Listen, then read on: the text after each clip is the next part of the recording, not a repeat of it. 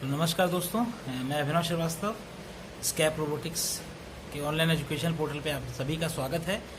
और आज का जो सिनेरियो या टॉपिक हम डिस्कस करेंगे वो टॉपिक है एक्सोस्केलेटन्स के बारे में। एक्सोस्केलेटन्स क्या होते हैं, इसकी एक यूनिफॉर्म पिक्चर जो है वो मैं आपको इस वीडियो के बीच में एक डाल दूंगा। कई सब्सिक्वेंट फ़ोटोज़ डालूंगा जिससे कि आपको एक पिक्टोरियल प्रेजेंटेशन मिल पाए कि एक्चुअल में एक्सोस्केलेटन्स क्या होते हैं और आज की दुनिया में एक्सोस्केलेटन्स का बेसिकली यूज़ क्या है और क्यों इसके बारे में इतनी ज़्यादा चर्चा हो रही है। एक्सोस्केलेटन्स के बारे में सुपर ह्यूमन्स या सुपर पावर्स हम कह सकते हैं कि या ह्यूमन की एफिशिएंसी को बढ़ाने के लिए हमारे पास एक ऑप्शन आया है एक्सोस्केलेटन के फॉर्म में, जो कि हमने कई तरीके से कह सकते हैं कि थोड़ा मशीन नॉलेज, थोड़ा मैकेनिकल इंजीनियरिंग, थोड़ी इलेक्ट्रिकल इंजीनियरिंग, थोड़ी इलेक्ट्रॉनिक्स इंजीनियरिंग, इन सबको मिला के इस चीज़ को हमने बनाया है। इसमें हाइड्रोलिक्स कंट्रोल, न्यूमेटिक्स कंट्रोल, इस तरह की कई चीज़ें शामिल हैं। ठीक है, तो मैं अभी जब इसके बारे में थोड़ा सा आपको बोर्ड प्रेजेंटेशन दूंगा उसमें आपको दिखेगा कि क्या इसके मैथमेटिकल फॉर्मूलेशन या किस बेसिस पर इसको हमने बनाया है, क्या हमने इसको लॉजिक लगाया है। अगर एक्सोस्केलेटन की बात करें तो एक्सोस्केलेटन ह्यूमन स्केलेटन को इम्प्रोवाइज करने के लिए या ह्यूमन स्केलेटन के साथ काम करने के लिए, जिससे कि एफिशिएंसी ह्यूमंस की एक टास्क, पर्टिकुलर टास्क को करने के लिए बढ़ जाए। तो दिस इज़ द सोल या मेन एम जिसको लेकर हम आगे बढ़े हैं आपके एक्सोस्केलेटन के फॉर्मूलेशन की तरफ। जो मैंने बोर्ड प्रेजेंटेशन में आपको दिखाया है उसमें एक्सोस्केलेटन के 3 फेजेस को मैंने डिस्कस किया है। पहला फेज है mathematical equations for modelling of the force of the muscles की फोर्स को कैसे मॉडल करेंगे, इसका एक स्टेटमेंट मैंने आपको दिया है। अभी सब्सिक्वेंट जब हम लेक्चर या बोर्ड प्रेजेंटेशन पे जाएंगे तो आपको इसके मैथमेटिकल फॉर्मूलेशन के बारे में पता चलेगा। सेकेंड, हमने जो आपका किया है बोर्ड प्रेजेंटेशन पे, हमने जो टॉपिक लाए हैं वो बेसिक 3 टॉपिक से हमने आपको इसका ओवरव्यू देने की कोशिश की है एक्सोस्केलेटन्स का। तो सेकंड है base model equation of the exoskeleton and third is very important Lagrange's equation, Lagrange's formulation of the exoskeleton. तो ये अभी एक्सोस्केलेटन जो है ये एक बहुत वास्ट चीज़ है, बहुत बड़ी चीज़ है, लेकिन इसको बहुत छोटे से या एक इंट्रोडक्टरी पार्ट में अगर हम इसको लेके जाते हैं तो इंट्रोडक्टरी पार्ट में क्या क्या चीज़ें होंगी, एक्सोस्केलेटन के रेफरेंस में क्या क्या इसके बारे में आप कैसे ओवरव्यू लोगे। तो बस ओवरव्यू एक आपको एक जस्ट दिया है हमने इस एक्सोस्केलेटन के इस इंट्रोडक्टरी लेक्चर कह सकते हैं। तो मैं ये कह रहा था कि लैग्रेंजेस का फॉर्मूलेशन, लैग्रेंजेस को का टर्म जो है वो बार बार जो है वो आपको रोबोटिक्स में इसीलिए मिलेगा क्योंकि लैग्रेंजेस इक्वेशन ज़्यादातर डील करती है आपका एनर्जीज पर, और ये रोबोटिक्स के फॉर्मूलेशन में एनर्जी का बहुत बड़ा योगदान है। इसीलिए और जब हम बोर्ड प्रेजेंटेशन पे हमने आपको दिखाया भी है कि लैग्रेंजेस इक्वेशन किस तरह से इक्वेशन ऑफ अ जॉइंट या ये कह सकते हैं कि नोड ऑफ मोशन को लैग्रेंजेस इक्वेशन किस तरह से दिखाती है, दिस इज द थिंग। तो इन 3 इक्वेशंस के माध्यम से हमने बोर्ड प्रेजेंटेशन पे आपको इसके फर्दर एक्सोस्केलेटन के बारे में और डिस्क्राइब किया है। और इस बोर्ड प्रेजेंटेशन के बाद एक वीडियो भी मैंने सब्सिक्वेंट अटैच किया है। उस वीडियो में आप देख सकेंगे कि कैसे एक्सोस्केलेटन मोशन में वर्क करता है। इंडिया में अभी बहुत बिगनिंग है इस चीज़ की, लेकिन सबसे पहले हम कॉन्सेप्ट को एनालाइज करेंगे, कॉन्सेप्ट को समझेंगे। कॉन्सेप्ट समझने के बाद हम जो है आगे चलकर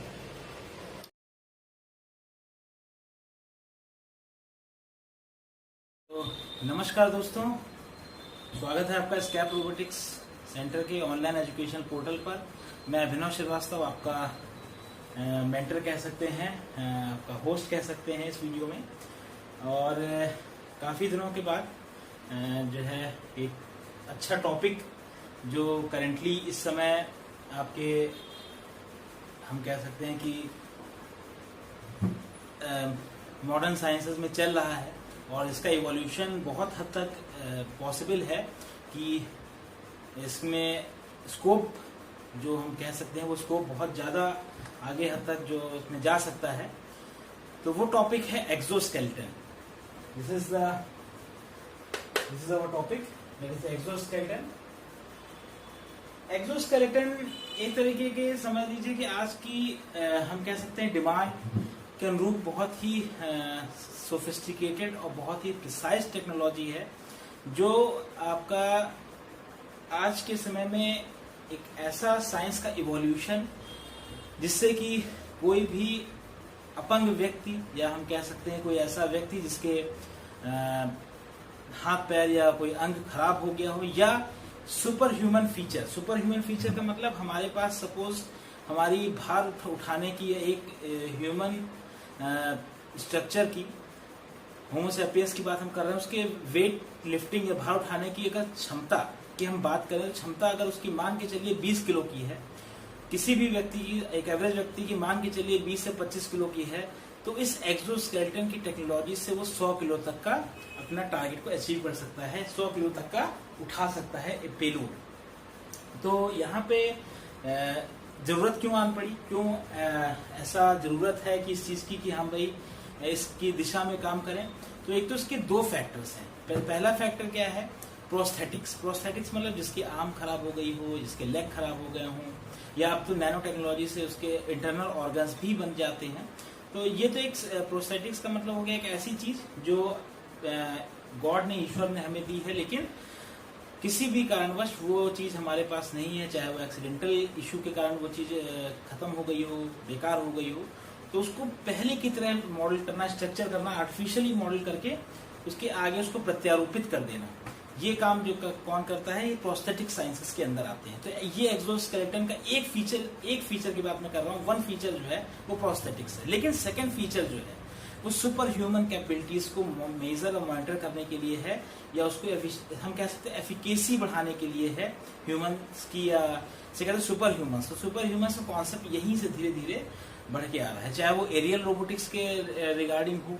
एरियल रोबोटिक्स मतलब हवा में वैसे आप ड्रोन्स देखते हैं, उसी तरह स्काई लिफ्टर्स आ गए हैं जो एरियल रोबोटिक्स के हिसाब से ह्यूमंस को उठा सकते हैं। वीडियोस में इसके साथ वीडियो अटैच है आपकी, उसमें आप देख सकते हैं। इस चीज को मैंने आगे रिपीट किया है, शो किया है, ठीक है।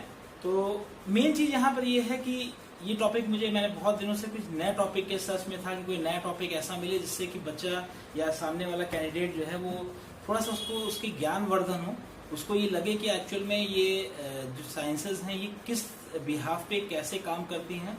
मैंने पहले ही बताया आपको कि जितनी भी इंजीनियरिंग साइंसेज होंगी, most of the 90% of the engineering sciences दो ही सब्जेक्ट से मिलकर बनी है, एक है physics and second is mathematics. किसी भी इंजीनियरिंग साइंस की ओरिजिनेशन आप देखेंगे तो या तो फिजिक्स से हुआ होगा, या हम कह सकते हैं हम या को ना लगाएं, फिजिक्स और मैथमेटिक्स से हुआ होगा, ठीक है। तो इसी के रिगार्डिंग जल्दी से इस चीज को हम रिकैप कर लेते हैं कि हम यहाँ बता रहे हैं एक्सोस्केलेटन्स क्या होते हैं। आपको सब्सिक्वेंट वीडियोज और फोटोज में अटैच होकर मिलेगा, ये देखने को मिलेगा क्या इसके बारे में बात कर रहे हैं।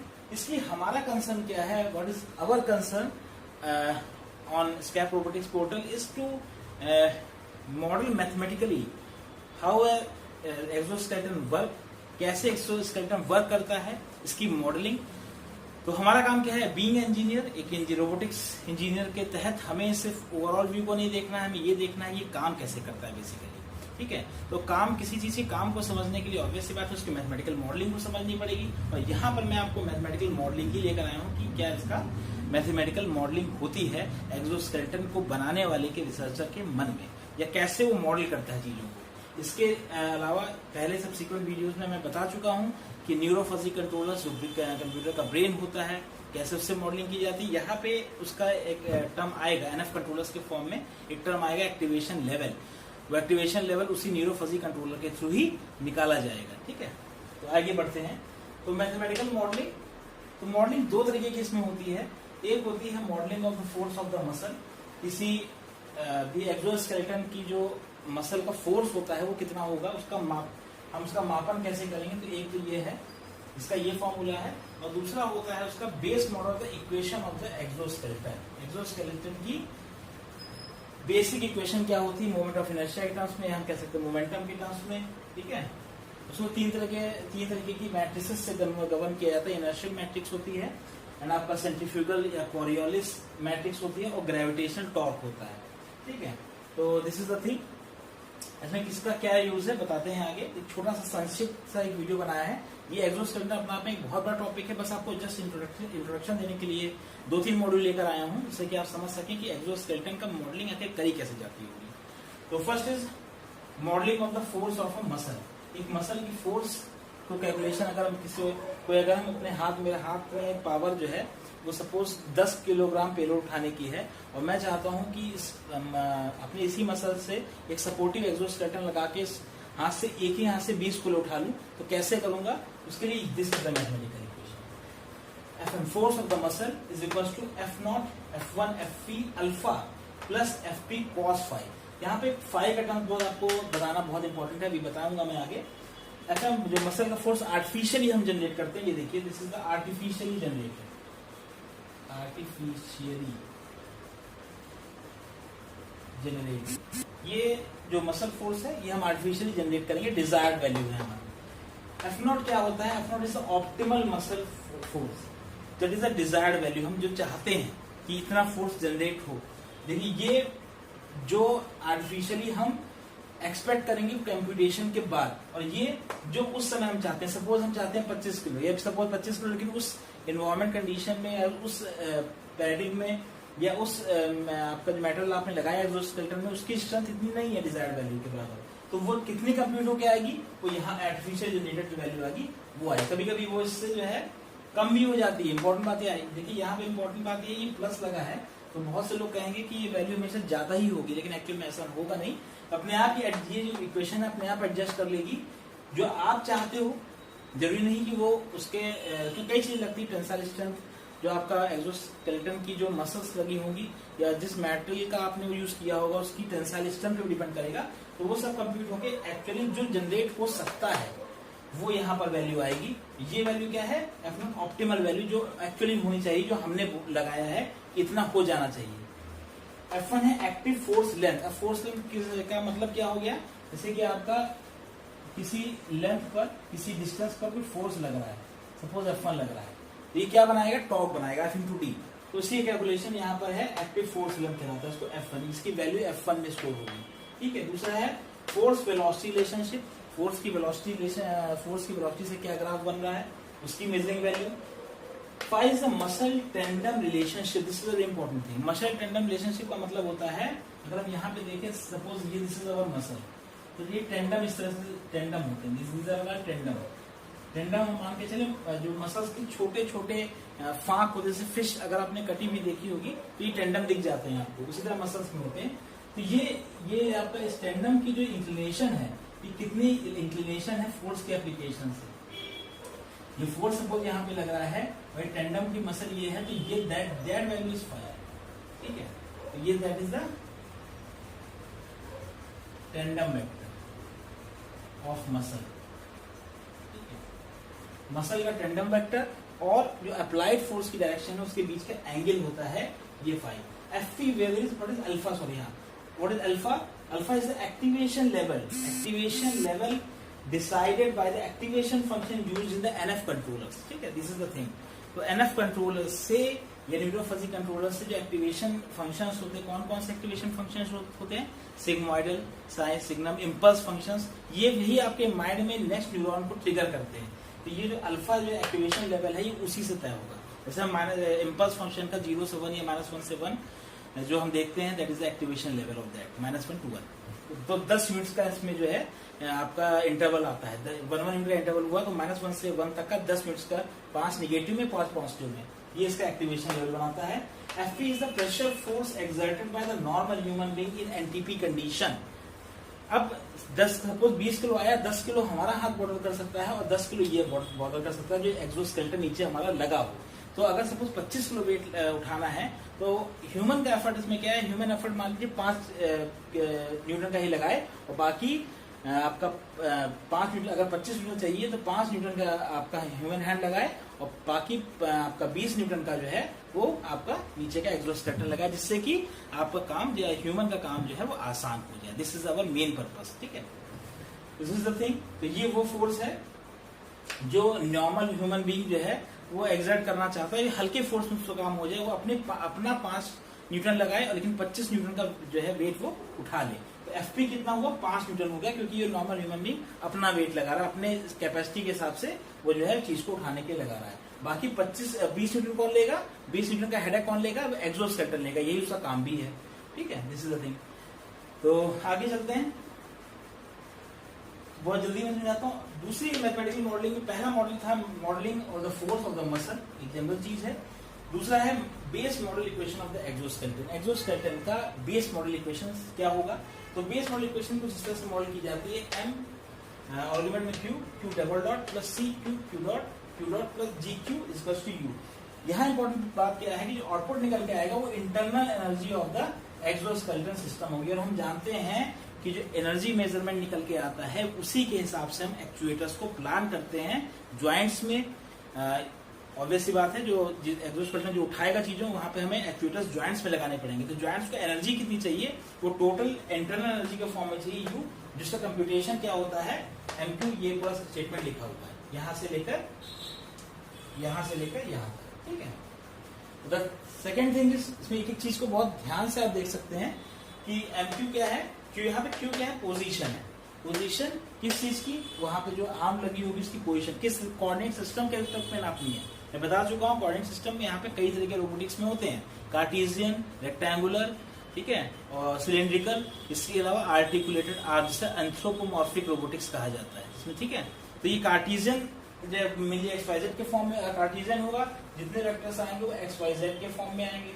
रेक्टेंगुलर होगा रो आर थीटा के फॉर्म में आएंगे। सिलेंड्रिकल होगा तो कुछ और पैरामीटर्स के फॉर्म में आएंगे। आर्टिकुलेटर आर्म होगा, इसमें सारे एंगल थीटा के फॉर्म में आएंगे। ठीक है, क्योंकि एंगुलर पोजीशंस की जरूरत होता है। मैंने आपको याद हो तो मैंने बताया था जितने भी इसमें से रोबोट्स होते हैं इसमें सारा जो कैलकुलेशन होता है थीटा के टर्म्स में होता है। That is articulated arm anthropomorphic robotics. ठीक है, तो ये कौन सा सिस्टम ले रहा है उस हिसाब से पोजीशन डिफाइन होगी। एक बार पोजीशन डिफाइन हो गई तो इनर्शियल मैट्रिक्स की कैलकुलेशन हम करेंगे। इनर्शियल मतलब मोमेंट ऑफ इनर्शिया जो कैलकुलेशन करते हैं कि कितना जो है घूमने में कितना इनर्शिया यूज होगा, या इनर्शिया को हम किस तरह से मैनेज कर सकते हैं, वो इनर्शियल मैट्रिक्स। इसी तरह सेंट्रीफ्यूगल CQQ जो आपका क्या आएगा, सेंट्रीफ्यूगल एंड कोरियोलिस मैट्रिक्स। यहाँ पे इंपॉर्टेंट बात आपने पढ़ी होगी, नाम बहुत सुने होंगे आपने, सेंट्रीफ्यूगल और कोरियोलिस, ये एक तरह के एक्सेलरेशंस होते हैं।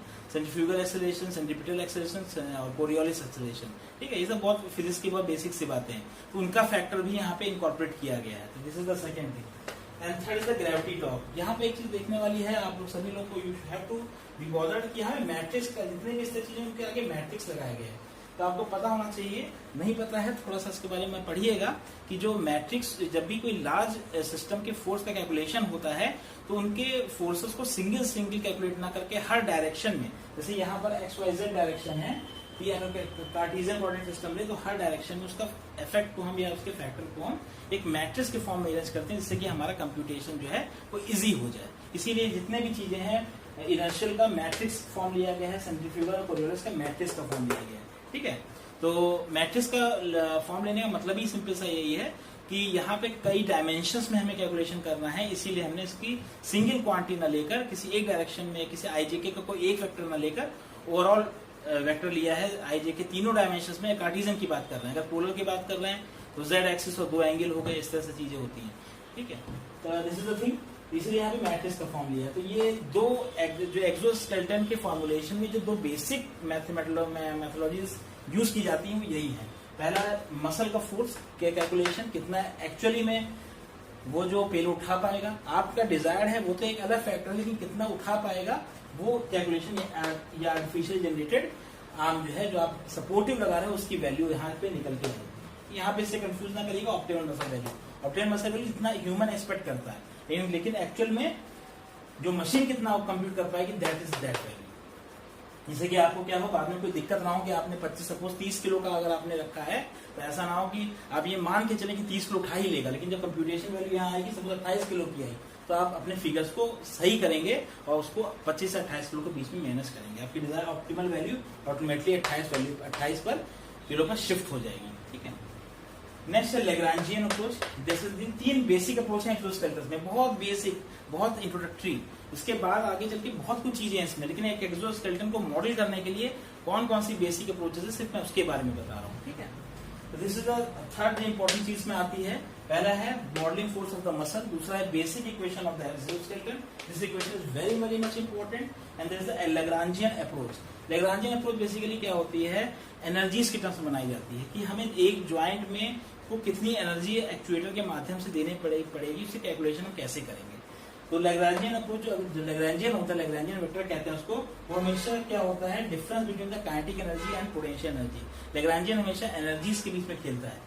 लैग्रांजियन अप्रोच जो है वो एनर्जीज के रिस्पेक्ट में खेलता है कि किसी काइनेटिक एनर्जी में से कितनी पोटेंशियल एनर्जी निकली, वही लैग्रांजियन है। ये एक मैथमेटिकल चीज है, लेकिन एक्चुअल में फिजिकली लैग्रांजियन क्या है, फिजिकल में लैग्रांजियन का मतलब होता है कि एनर्जी एसोसिएटेड, जो क्योंकि एनर्जीज का सम है तो डायमेंशनली एनर्जी ही होगी, एनर्जी ही होगी। तो एनर्जी क्या होगी, ये कौन सी एनर्जी होगी, ये वो एनर्जी होगी जो एक ज्वाइंट को देनी चाहिए एक्सोस्केलेटन में अपने डिजायर्ड रिजल्ट को अचीव करने के लिए। तो कौन सी एनर्जी, कितनी एनर्जी देनी होगी, उसका कैलकुलेशन कुछ इस तरह से होता है।